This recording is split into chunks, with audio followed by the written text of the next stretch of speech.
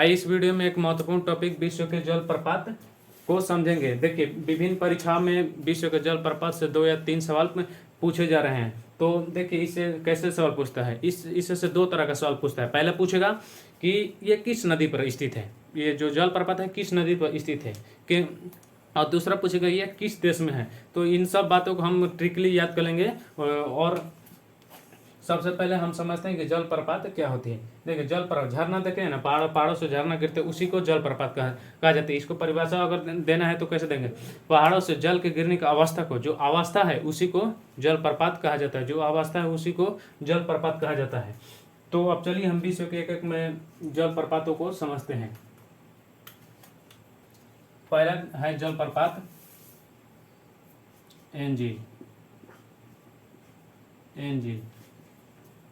Angel जलप्रपात। अगर देश का पूछे तो वेनेजुएला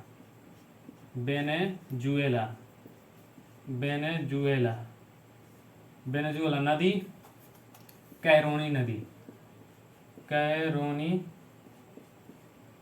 कैरोनी नदी।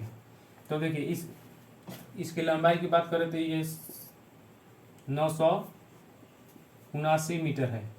देखिए, एंजिल जलप्रपात से क्या सवाल पूछता है, पहले पूछेगा कि ये किस नदी पर है, कैरोनी नदी। किस देश में, तो वेनेजुएला देश। हम इसका सीक्वेंस पहले जलप्रपात लिए हैं, फिर देश, फिर नदी। पहले हमको जलप्रपात, फिर देश, फिर नदी।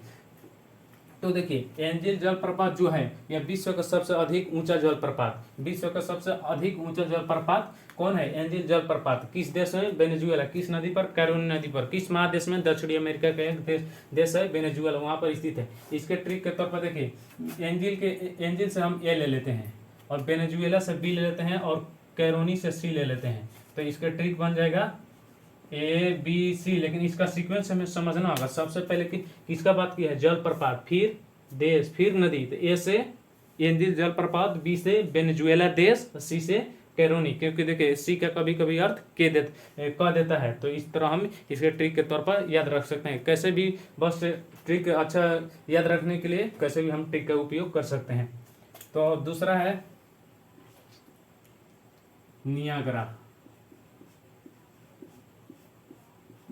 जलप्रपात। ये किस देश में स्थित है, USA। किस नदी पर, सेंट लॉरेंस।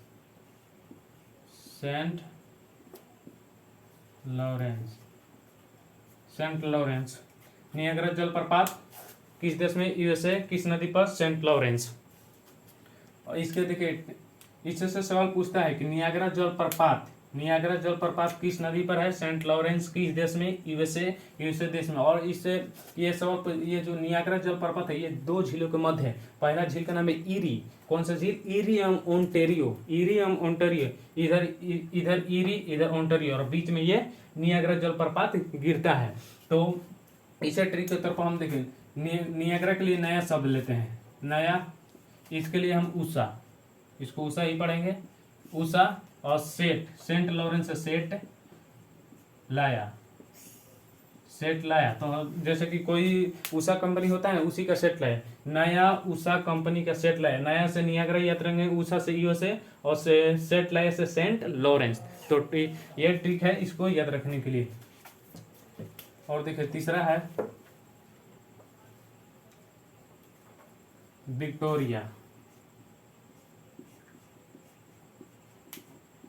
विक्टोरिया जलप्रपात।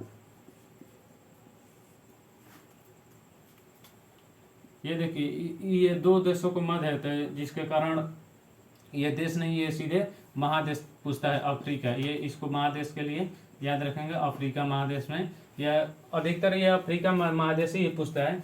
और नदी पूछे तो जाम्बेजी। कौन नदी, जाम्बेजी नदी। देखिए, इसका ट्रिक के तौर पर कैसे याद रखेंगे, विक्टोरिया से हम बे निकाल लेते हैं, बे। अफ्रीका के लिए हम फिक्र शब्द प्रयोग कर लेते हैं, फिक्र। और जाम्बेजी के लिए हम जात शब्द, ये जाम्बेजी के लिए जात शब्द। तो इससे क्या नया ट्रिक बन जाएगा, बेफिक्र जा, बिना फिक्र के जाओ, टेंशन मत करो। तो बे से याद रखेंगे विक्टोरिया, फिक्र से अफ्रीका, और जा से जाम्बेजी। और देखिए, चौथा है ऑस्टेनली, ऑस्टेनली।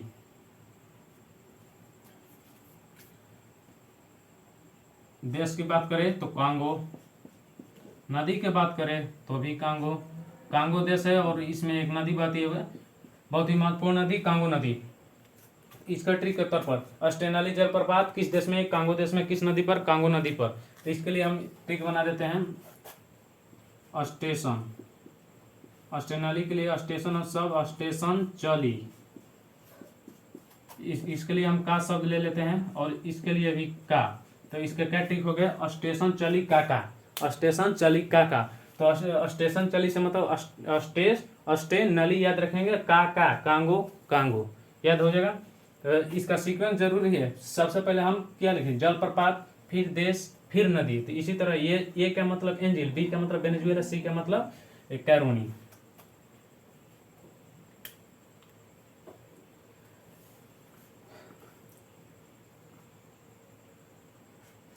अगला है तुगेला, तुगेला,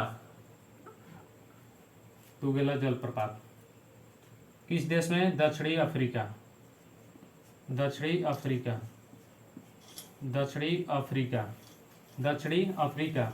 और किस नदी पर, तुगेला नदी है, तुगेला नदी पर, तुगेला नदी, तुगेला नदी पर, तुगेला नदी, तुगेले नदी पर। इसको इसके लिए क्या रखेंगे, तुगेला जलप्रपात दक्षिणी अफ्रीका, तुगेला नदी पर, तुगेला जलप्रपात दक्षिणी अफ्रीका और तुगेला नदी पर।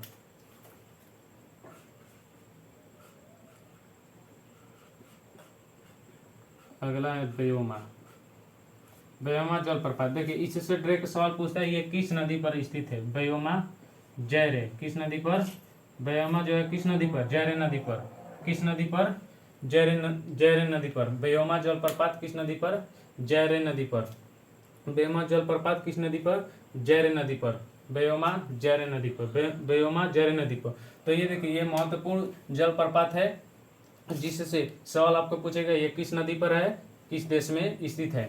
तो इससे चलिए हम ऑब्जेक्टिव सवाल कुछ कर लेते हैं। देखिए जैसे हम आपको ऑब्जेक्टिव सवाल कराते हैं,